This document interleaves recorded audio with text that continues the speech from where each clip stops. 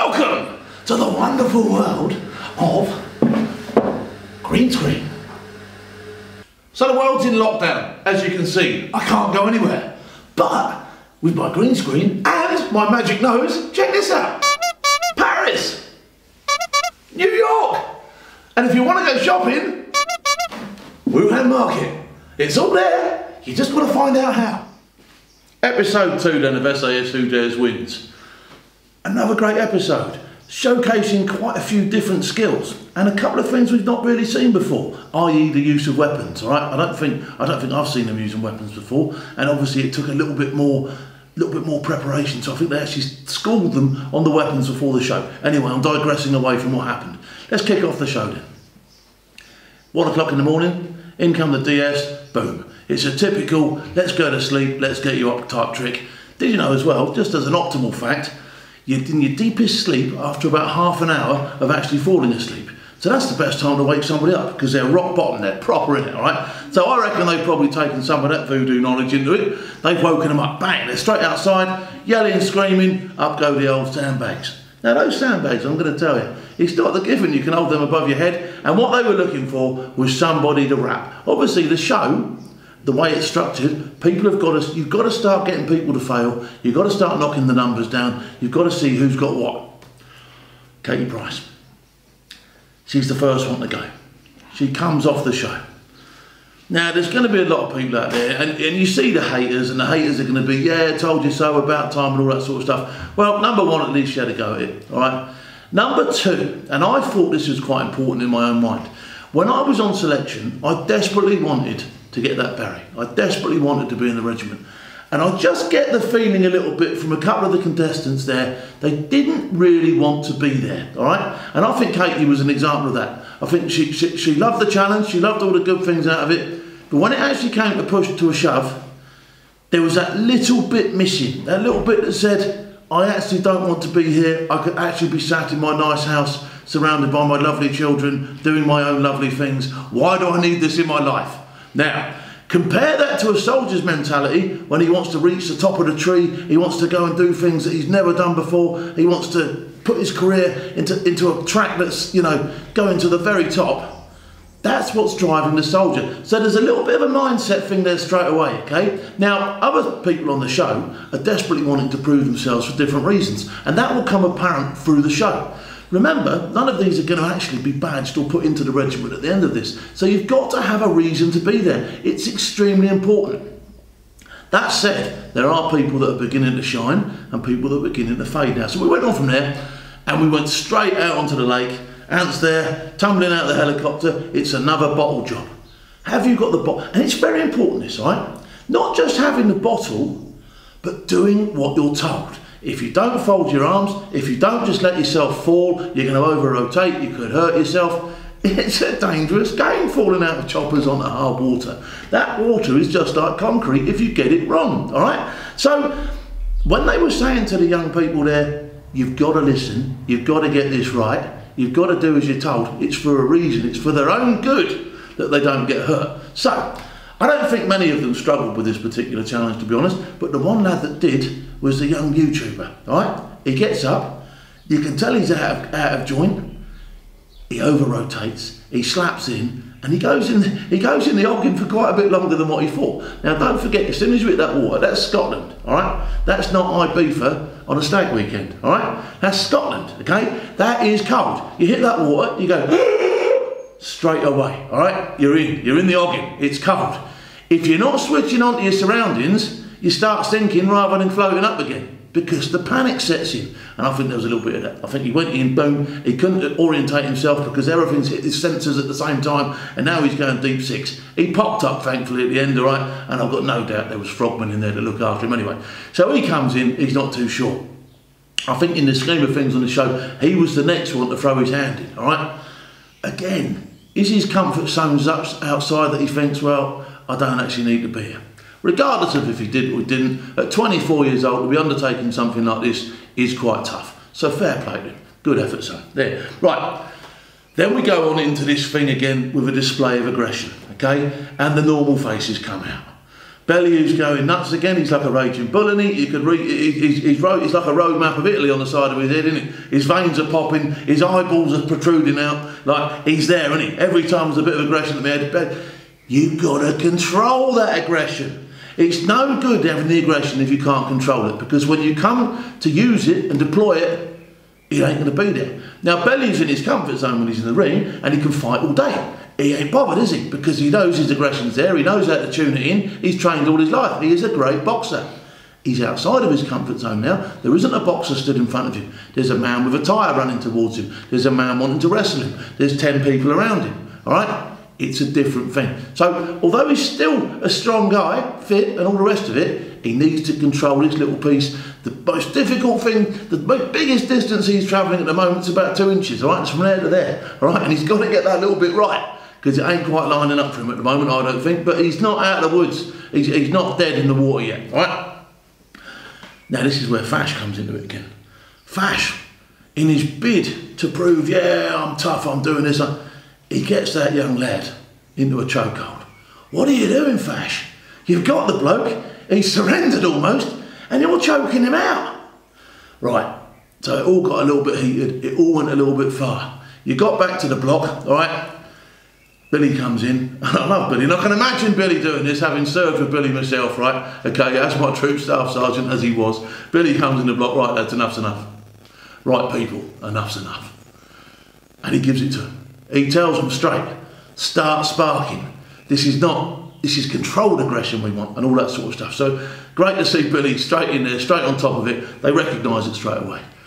Over-exuberance, confused by his surroundings, leading to over-aggressive behaviour, which, I mean, ultimately, he got hold of that locksmith. He didn't need to be choking him out like that, and you can see the lad at the end of it, locksmith. And I'll tell you, that locksmith's a game kid, all right? I'd fare him quite well in a match-up with someone his own size and weight. I reckon he'd give it some. But he's just been choked out by a 56-year-old maniac, all right, who's going nuts on him. Calm it down, Fash. Fash the bash, no more. What I did like about you, Fash, right, was in one of the earlier scenes, you sort of like brought some of that football changing room mentality and had a word with one of the younger guys, I can't remember who it was, if it was Joey or someone like that, and you were just calming things down. Concentrate on that side of your game. The team player thing is going to come into a massive, massive effect with this show. I'm telling you that now. I can see it lining up. Right, so the next thing we do then on this show then, you've had your weapon training, okay, you've had your, they were obviously blank weapons or whatever it was you were using, but you understand how they operate, you can get a magazine on it, you can cock it, you can pull the trigger, you're there, all right? We don't expect you to be skilled operators with weapons with, you know, probably half an hour under your belt learning about the gun. It ain't never going to happen. That said, all right, you've got to know when you can fire and when you can't. And they gave you a card quite clearly, friendly, enemy. And you're looking at flags going Canada, America, France, blah, blah, blah, blah, blah, friendlies, and then obviously you're looking at saying, okay, they're not friendly. You're then taken away, all right, and they give you a scenario where you're going to be confronted with somebody and you're going to get a gun. How does it go? Right, they dump you out, they dump you straight onto the ground, Foxy's there, whacking away, bop, bop, bop, bop, bop, bop, bop, bop. That straight, got the sensors gone, bang, the hook goes on, bang, you're down, dragged along, okay? So you've got sensory deprivation all over the place. There's noise, there's confusion, there's lack of vision, there's the whole thing. They drag you 20, 30 metres, they dump you in a hole, you get given a weapon, all right? You're then up and running, and there's a guy running towards you. Now, this is when I think this hit home to a lot of people, not just the contestants, all right? We don't play at this. It's not a game, all right? You've got to identify in a split decision, in a split second, friend or foe. And the guy running towards you, all right? Quite clear, Canada, Canada, Canada, everywhere, all right? To those that are seasoned and those that understand and those that are a little bit more wily, you see it straight away, boom, all right, hold fire. But to someone who isn't in that position, who probably hasn't had some of this life skills, boom, they're straight away, bum, bum, bum, bum, bum, bum, bum, bum. I think 7 out of the 11 left. Dropped him, all right? That's 7 people out of 11 dropped him. The person that shone on this for me, all right, and at first I thought she'd just completely lost the plot and sat down, was Anthea Turner, all right? But this goes to show you, she's experienced. She's got age on her side. She's thinking things through. She's not smashing them through with the front of her head like Tony Bellew, is she? All right? She's thinking about stuff. she's looking at it, she's like, whoa, here we go, boom, Canada, down I go. And I was quite impressed with her reaction, it was spot on. Okay, they then get a bit of a beasting, they go back, blah, blah, blah, put the packs on, they're off for a beasting. Now, two of them can't keep up at this stage of the campaign, then it's the two older, all right? Fash struggles with this, all right? He's right at the back there, Billy beasting him on, and Anthea Turner. When they get back to the compound, Ant stands them two, and he says, right, listen, enough's enough with this. You've had your opportunities, you've had your beasting, you're clearly not keeping up on the fitness side of things. And he gives an opportunity there, right there and then, to rap. Now, Anthea takes that opportunity. Boom, she's gone, he's got to her, he's in the head, she's gone, all right? There's nothing wrong with that, and I do truly believe that Anthea looked at that and went, I'll tell you what, I just can't keep up. And rather than embarrass myself by going any further, I'll just do the off here. And I thought fair play to Anthea for that. That was a grown-up, hard decision to take based on what she was seeing. She is clearly one of the most experienced people there, and it shone through, especially with the weapons exercise. It was great to see. Fash cracks on. Fash, he's like that, no, not me, no, I'm okay, I'm fine. He cracks on, he goes back to the basher. They gave Fash quite a grilling in his interview, where there was quite a few things coming out that obviously are affecting Fash's makeup, all right? Fair play to him, all right? I can see him struggling with a few more things in this if he doesn't up his game a little bit, all right? Who else can we really talk about? They were the main features of this episode. Joey Essex, didn't really see him at all for the whole episode, did you? He's screwing the nut, he's gone grey man. Joey Essex has gone grey man. Well done, Joey, all right? He's in there, he's doing it now, and he's had his first day, he's had his gob off, he's had his bits and pieces, he's been put in his box, boom, down you get some, all right? He's now doing it, he's cutting along, he's a fit lad. I'm tipping him to go quite a way in this show. Again, all right? You've got the dancing fella, he's doing all right, he's been grey man all the way through. He come head to head with Bellew.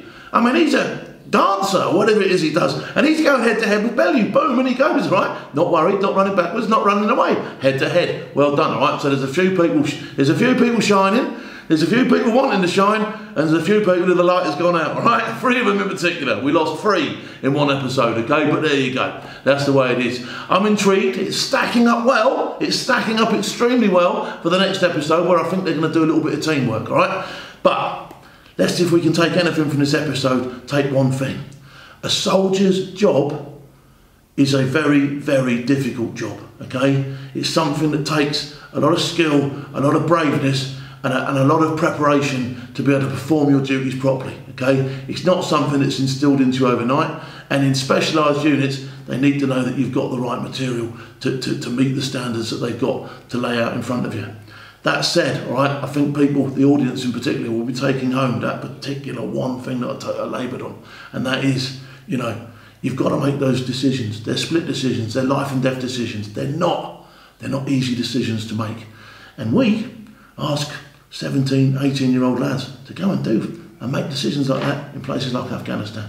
And I think it's a good thing that's come out of the show, that the general public can see, wow, you know, even some celebrities here can't make that decision when the pressure and the red mist is on. And for me, that was one of the good things. Now, it's not to say that they won't ever be able to make those decisions, but you understand a little bit of why this training is so important, and why selection is key. Right, there we go then. That was my roundup of last week's episode of SAS Who Dares Wins. So, we saw there that weapons and weapons training are key in any soldier, right? They've got to be there. You can't not do it, okay? So what I wanted to do, as we're still on lockdown, and I don't have the capability of going outside and doing all this wonderful stuff, I've got some footage that I made in Bulgaria with Prep U. It's stock footage, all right? But what we'll do is we'll have a look at it, and we'll just talk a little bit about the marksmanship principles. I won't talk about how to load and weapon safety and all that sort of stuff, but let's just talk, because another thing I picked up on during the show was that actually none of those people waving those weapons about would have probably hit a barn door from 2 paces, all right? That was a fact. And it's another layer to your skill. It's all right having the weapon, it's all right knowing the target, but you've still got to hit the target as well. So let's go and talk a little bit of accuracy. Come and have a look at my footage that I made in Bulgaria, and then we'll have a little bit of a talk about it, all right? So here I am on the Prep View Ranges in Bulgaria. And what a great place it is. And today, we're going to do the marksmanship principle. Number 1, the position and hold must be firm enough to support the weapon. Number 2, the weapon should point naturally at the target without any undue physical effort to the firer. Number 3, sight and alignment, i.e. aiming, must be correct at all times. And finally,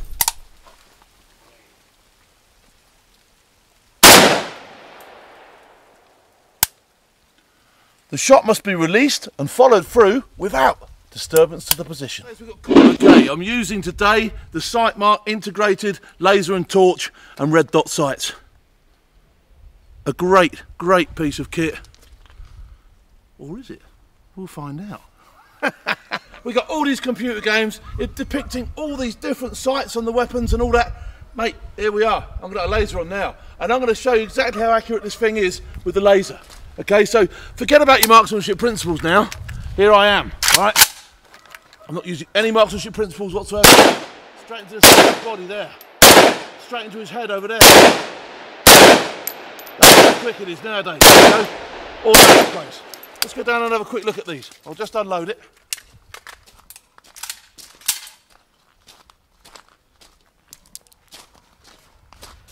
Okay, so we're looking for the clean ones. There you go. 1, 2, 3, 4, 5. Straight in the middle of him. All right. Here are me shots in the head. 1, 2, 3. Bang. How easy is that? Do you know what I mean? I am playing at this stuff now. I really am. Let's go and have a look at the red dot. Okay, again then. The red dot. It's making my life extremely simple. With minimum effort now, I can hit targets fairly easily.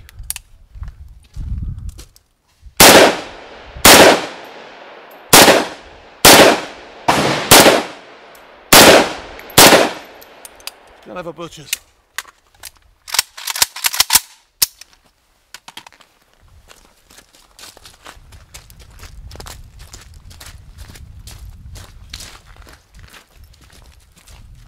There we go, 2 more that weren't here last time.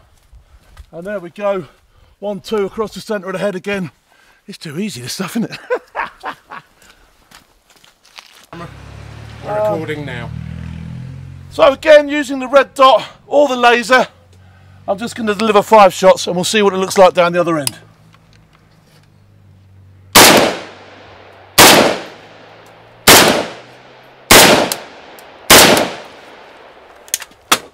All fairly rapid again. Let's have a look.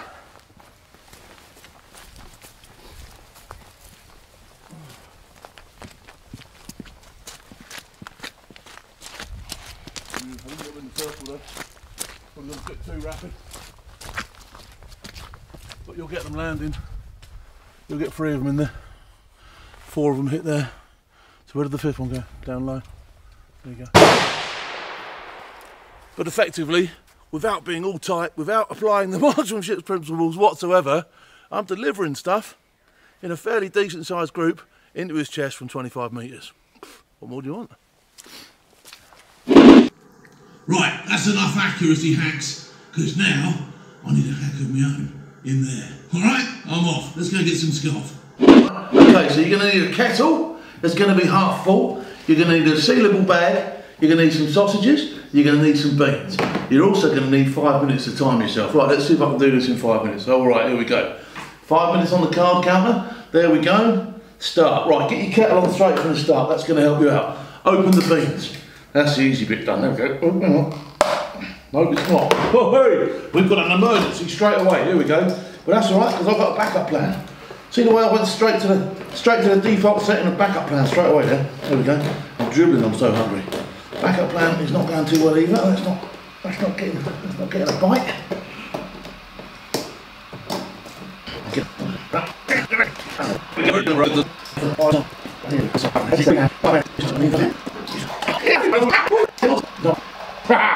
Right, there we go, we're in. Right, and then we'll see my sausages. Right, okay. So what I want to do, I don't want the whole sausages in there. Right, I'm going to stick some beans in. Here we go, I've still got a couple of minutes on there yet. Stick some of the old beans in there. No, it's not happening today. I'm having a nightmare, I'm having a shocker. There you go, stick some beans in there. That's nice. We like a few beans, don't we? It's like a mad professor, isn't it?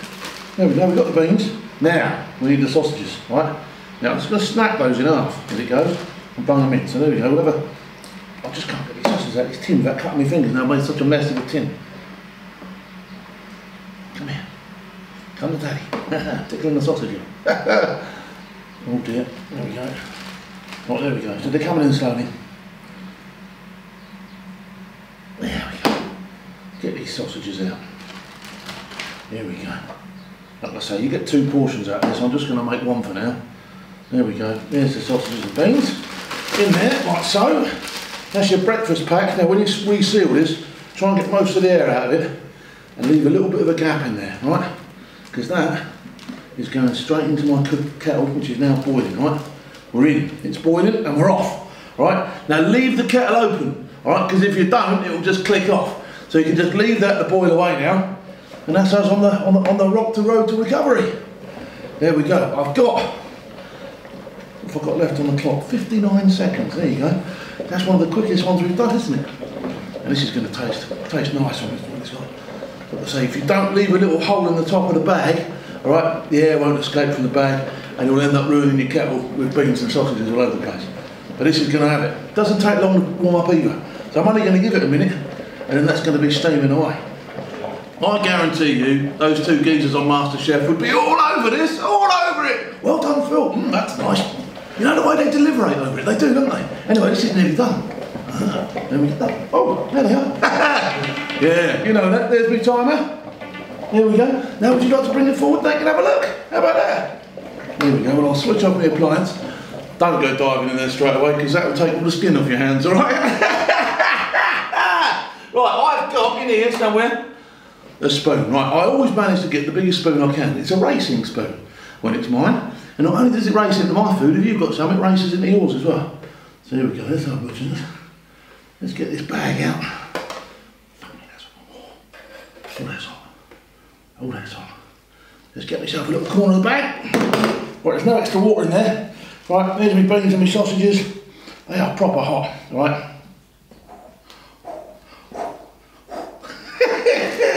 But there we go. Kettle perfect, no rubbish in there, no leakage. There you go, pop the bag open properly, and here we are, steaming away, hot scoff. Proper hot scoff. There you go, sausage and beans. How simple was that? You ain't having none now. Yeah. Right, I'll tell you what I'm going to do. I'm going to take my scoff, and I'm going to eat it somewhere where you lot can't get at it. How about, hang on, where's my nose? Where's my nose? How about the moon? While we're recording this, it was Captain Tom's 100th birthday, and we all know he's done a phenomenal job in raising money for the NHS. Well, me and a few of my mates, we got together and we've done 100 miles for 100 years. For Tom, but in aid of the NHS. Please follow the links in my social media at Big Phil Campion. Get the Just Giving page, gives a couple of quid.